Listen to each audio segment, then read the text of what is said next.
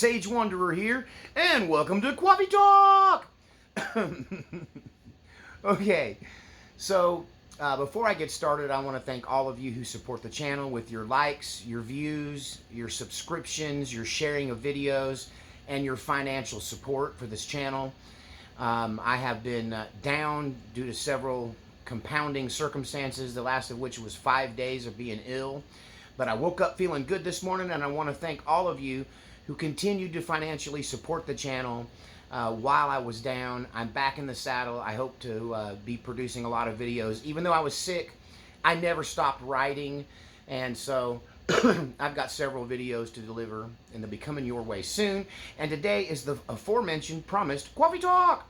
So if you're a viewer of mainly Coffee Talks and non-religious uploads on this channel, you might find, and you end up finding today's video interesting, you might like to look at some of my religious videos. Because at the core of this Coffee Talk is my spiritual warfare worldview, is the best way to put it. I've been accused of saying that it's the devil's fault for everything, but I believe that it actually is. I believe if humans were left to their own devices, we would commune with one another, nature, and the divine, and there would be no conflict.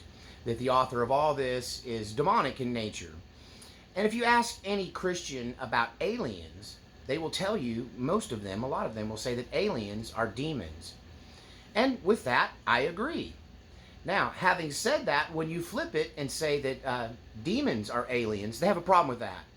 And I don't know why, because alien simply means not from around here. And I think all Christians could agree that demons are not native to the earth, but rather are from someplace else, which makes them by nature alien. The problem they have is that they have a view of the spiritual things as being completely separate from technology.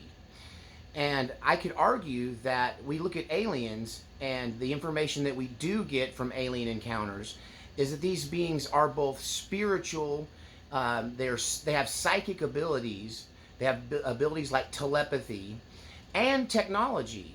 And it's purported by numerous whistleblowers that the UFOs that have been discovered through various means, and they've attempted to backwards engineer, they'll all agree, all the stories line up, that none of these alien craft have any controls. There's no joystick, there's no steering wheel, there's no pedals. And the understanding is they use telepathy to drive their spaceships. Dun, dun, dun.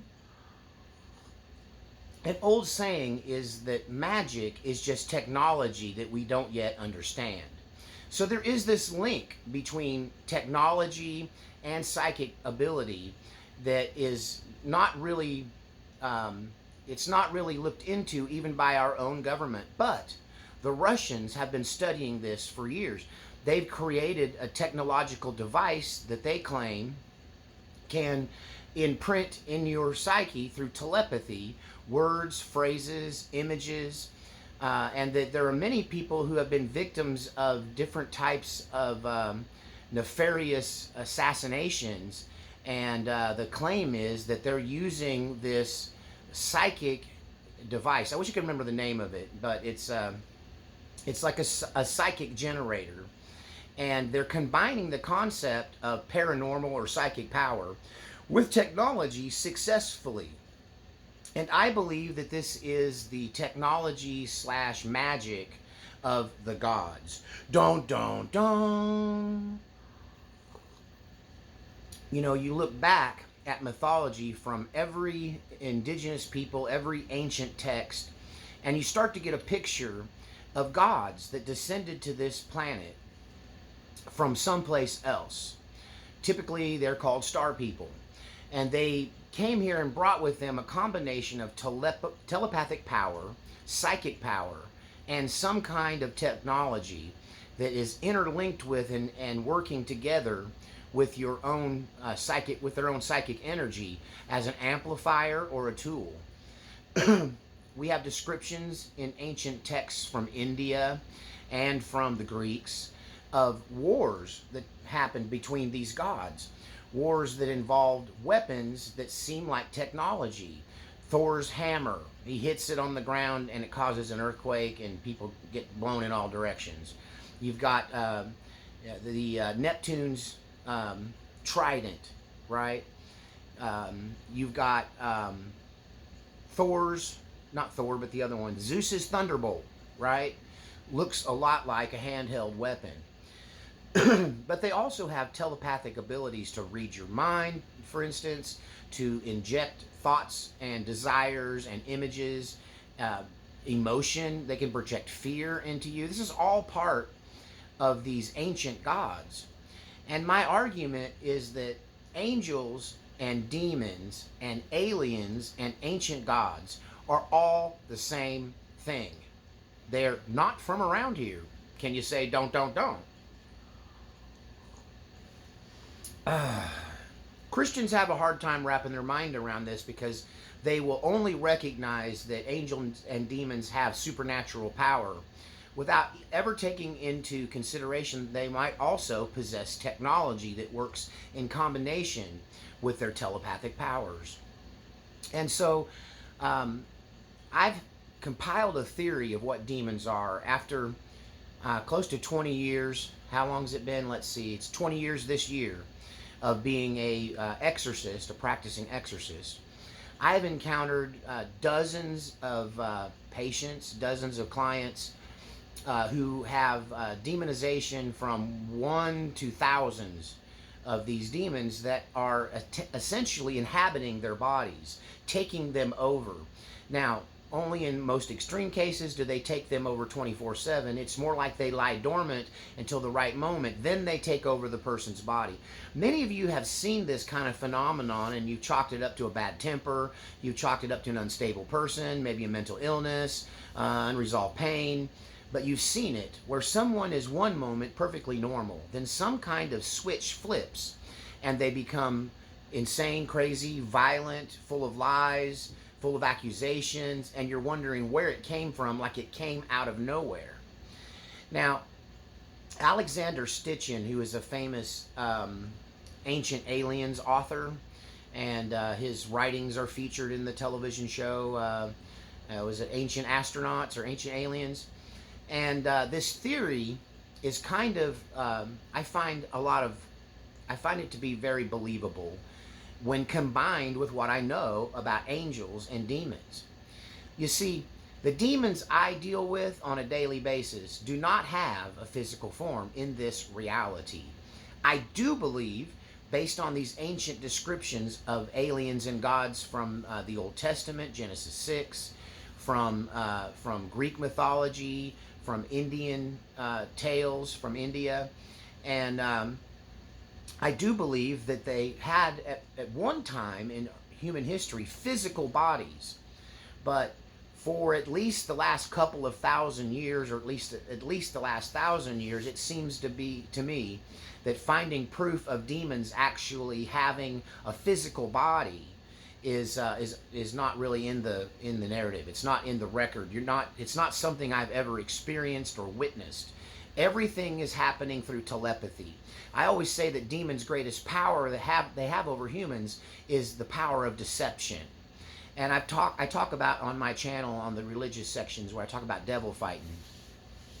And yeah, it's a fight, and sometimes you get hit. I recently got hit, but you know what? If you never got hit, it wouldn't be devil fighting; it'd be devil hunting, right?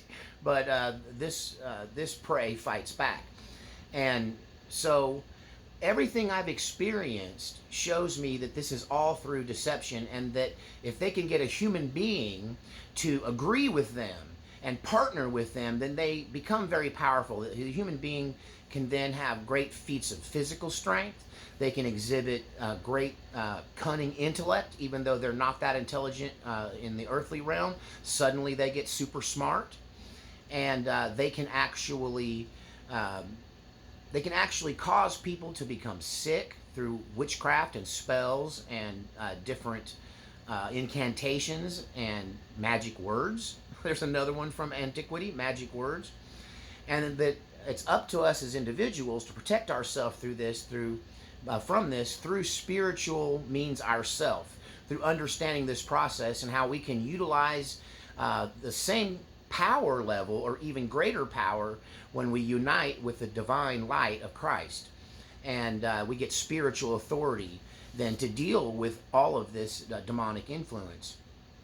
But it is clear that once upon a time, 1,000 years ago, 2,000, 6,000 years ago, at some point, these demons that are now just simply operating through telepathy, at one time they were here in the flesh. Don't, demons in the flesh. Don't. Demons, angels, gods, and aliens, it's all the same thing. So why now in modern times are these demons limited to telepathic means only?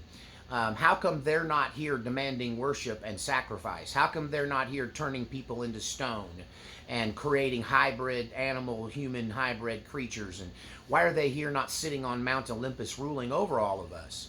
Well, Alexander Sitchin talks about in his writings a planet called Planet X by scientists, called Nibiru by people who follow Sitchin. And the concept is there's another planet in our solar system that travels in an elliptical orbit that takes roughly 6,000 years to complete. I believe when you compare the timeline with the time of the gods when they were here, that coincides with Nibiru's return to close proximity to Earth. And that when you do the timeline and figure the timeline, that when the Planet X or Nibiru is farthest away from Earth, that's when humans have the best time.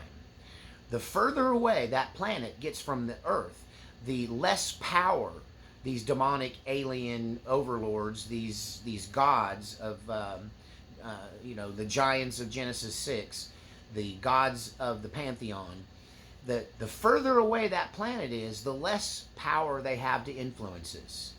That once they leave being here in the flesh, they have the power to inject thoughts in people's minds, to potentially possess people, to deceive people, to get people to commit all kinds of crime and depredations against their fellow man. They stir up wars. They promote living close together in cities. The Bible says, woe unto them who, when they build their houses end to end. And I think that this clumping together of humans, getting them in one proximity, is a tool of the devil. The devil doesn't like it when we live out in the rural areas and live the way God intended us to live. Homesteading, farmers, agriculturists, hunters, fishermen, family, and community. That's all things that the devil hates, right? The demons hate. And bunching us together in cities is almost a clue that the gods are about to return.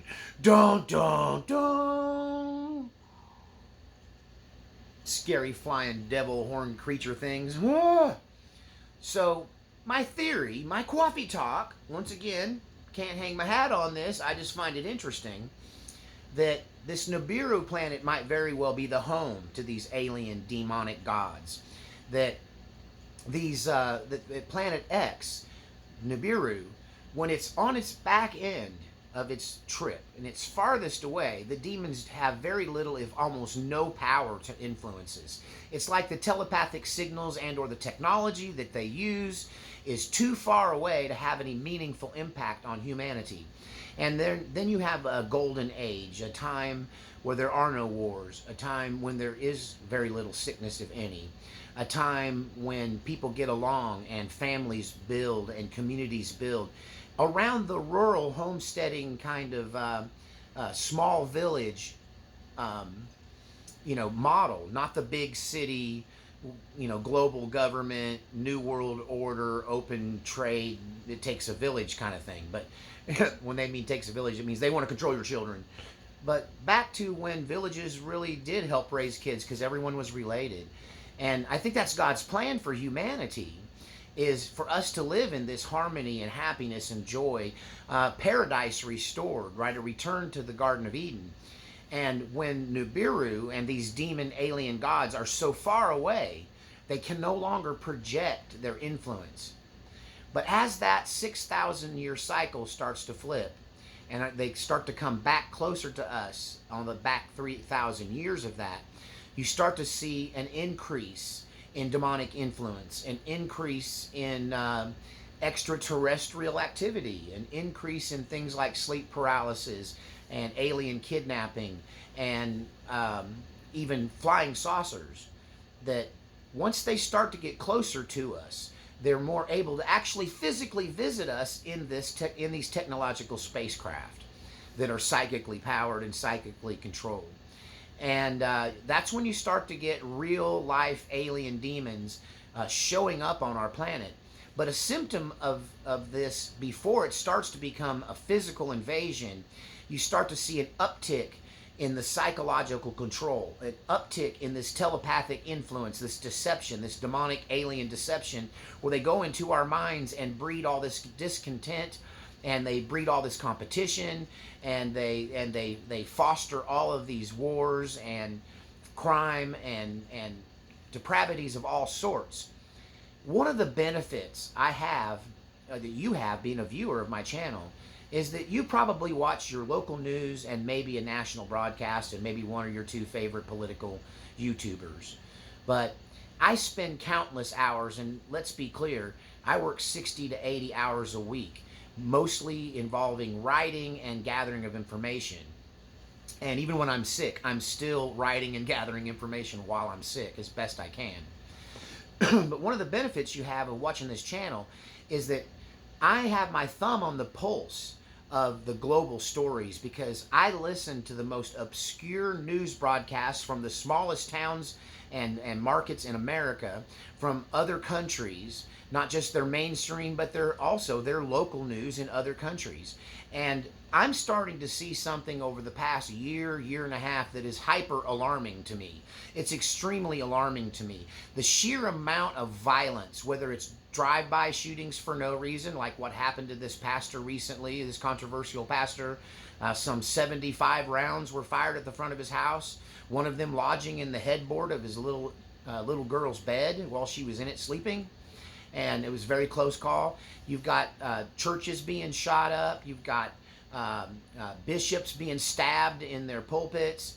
You have parents doing horrible, awful things to their own children. Heard a story just today from here in America where parents were arrested because they had a 7-year-old and 9-year-old boys chained to a table. There's these stories of people who don't have a history of violence becoming violent. We've got this shooter in Kentucky who just randomly decided to pick up a high spot and shoot a few dozen cars and then disappear. And so that's a symptom and a sign of demonic influence. It tells me that people are being agitated through supernatural means, through psychic means. They're being triggered, they're being deceived, and they're being activated into all forms of violence and depravity, and it's getting worse, and the last year has been even worse.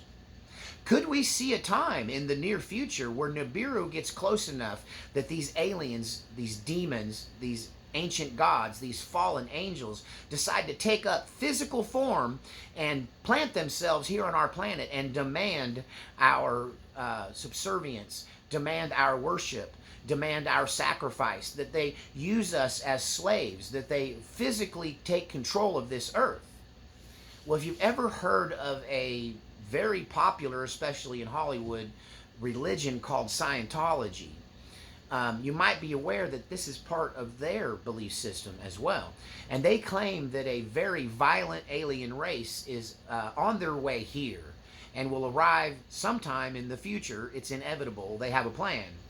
There's a movie starring John Travolta called Battlefield Earth, where this is John Travolta being a Scientologist. I believe this is a Scientology-based fiction about this future coming invasion of this violent race that uses and enslaves humanity. And honestly, if they can use their telepathic powers to soften up our beachhead, not unlike bombing defenses before you invade, if they can use the psychic bombing of causing us to turn on one another, there'll be less of us to have to deal with, because we have them greatly outnumbered. That is one thing that is very evident in the ancient alien tales, in the ancient stories, is that a handful of these creatures in the past came here in the flesh. But yet, because of their technology and or their spiritual power, they were able to enslave humanity and cause them to live for generations in fear. And I think that before coming here, if they can use their powers of telepathy, influence, and deception to demonically influence mankind to kill our own offspring, to fight one another in wars, to become evil to the core, to challenge everything that's good, to cause us all to bunch up in cities where we're more easily corralled and controlled. If they can do all of these things through their psychic methods, through their what we would call demonic influence, then when they show up in person, there'll be less for them to deal with, like softening up a beachhead before you invade. I believe that planet Earth is on the verge of being literally invaded by alien demonic gods of the past who have returned potentially on planet Nibiru that's getting closer. And this problem with evil running rampant in the world is just going to continue to get worse until they literally show up in person.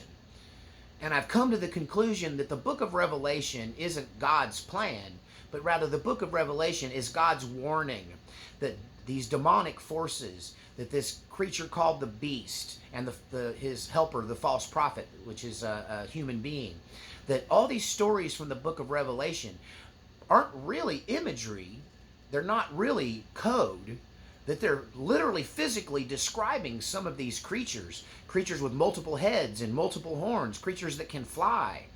And they can use biological weapons, not just psychic weapons, not just energy weapons like the lightning bolt of Zeus or the hammer of Thor, but they can also utilize animals, creatures that are under their control that they bring here to our planet, which may be native to Nibiru. They may be something they picked up on their 6,000 year journey. And so, scorpions with the face of a human that fly and have a sting in their tail, people think they're describing some kind of drone or some kind of technology. They may very well be describing a biological creature that could be released on the planet to torment us. That the ancient stories of the Athenians, the Greeks, the stories they tell, the ancient stories of, from India, there's a lot of this biological weaponry.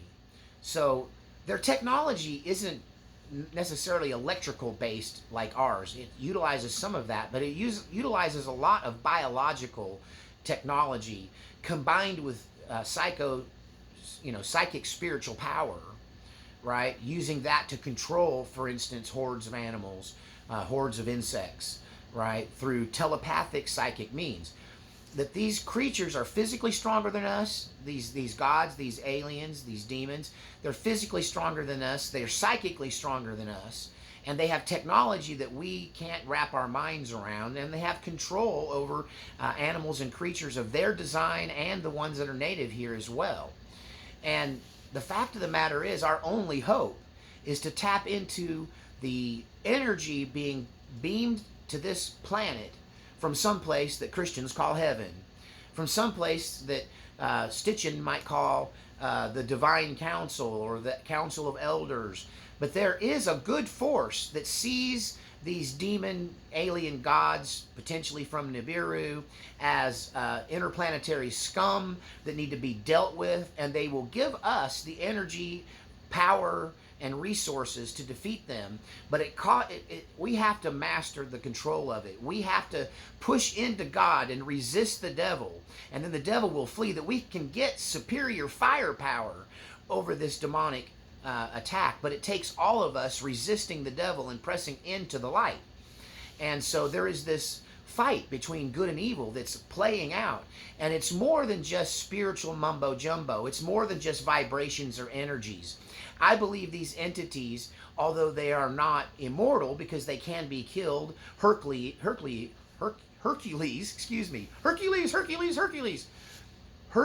killed some of them. Some of the heroes of the stories from India and from the Greek mythology and other indigenous stories and ancient tales talk about heroes that can rise up and kill them. Now, they appear immortal to us because, think about this, you know, maximum lifespan for a human being is somewhere a little over 100 years. My grandma lived to be 105. My mom is 91. And so we live about that long. But a fruit fly, their total lifespan is just hours. Look at your own favorite pet. We don't get old till we get in our 60s and 70s. But an 8, 9, 10-year-old dog is getting old. Their lifespan is about 1/7 of the human lifespan. Dog years, heard of the concept? So we have the same kind of disparity in lifespan between us and these ancient aliens or gods or demons, that they do have physical bodies. They are experts in projecting images and illusions into the human psyche, and they do have the potential, once their home planet gets close enough to us, to physically visit us in the flesh and dominate us. And these demons or gods that come here might be the same ones from 6 to 10 to 12,000 years ago, right? These same gods might return, right? Because they're still alive. Their lifespan is much, much longer, infinitely longer than ours. But you are able to kill them when you encounter them in the physical form, because the heroes of the old stories often do that very thing. So, you know, I fight demons in the spiritual realm through psychic power, through power I tap into by aligning myself with the powers of light and goodness, God, Jesus Christ, and the angels, right, the Holy Spirit. And but I can foresee a time when those who do not ready themselves with spiritual power, who do not build spiritual defenses, will become inhabited by these demons. And then at some point, these demons will show up in the flesh. And staring one of these things down face to face and not letting them into your mind is going to be one of the greatest feats any human can accomplish. And you better have your psychic power at its highest level. You better have your spiritual warfare on point when these things get here, because the closer they get, the more powerful they get, the harder they are to resist. And the book of Revelation just tells about the invasion. It tells about when these demons get here in the flesh. It tells about when they take us over and try to destroy this planet and enslave us all, and how the divine counsel of God, God the Father, God the Son, God the Holy Ghost, and all the holy angels return to do battle with these demons and drive them from our planet and save humanity and return us once again to the position of paradise, where we are free from their influence. Maybe they destroy them all this time. If you can kill them, maybe they're going to kill them all. That's what I think the book of Revelation story really tells.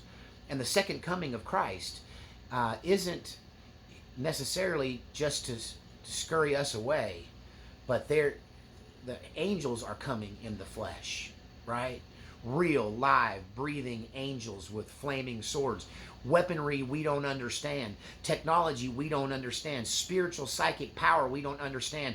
And they're coming here for one final battle. The battle of Armageddon. The battle between good and evil to liberate this planet from the demonic influence. I don't know. Tell me what you think. Did you find this interesting? If you found this kind of conjecture interesting, you might want to listen to some of the nuts and bolts discussions that we have here about spiritual warfare, because it's all related. Because we battle not against flesh and blood, but against principalities and powers of wickedness in high places. But somewhere those things have flesh and blood. They're just not here right now. But they could be coming to your immediate future. Tell me what you think in the comments section. Don't forget to support this channel. Thank you to all of you who supported me through my downtime and kept my bills paid. This channel is funded completely by people like you, and thank you for taking care of me, and we'll see you next time on Coffee Talk.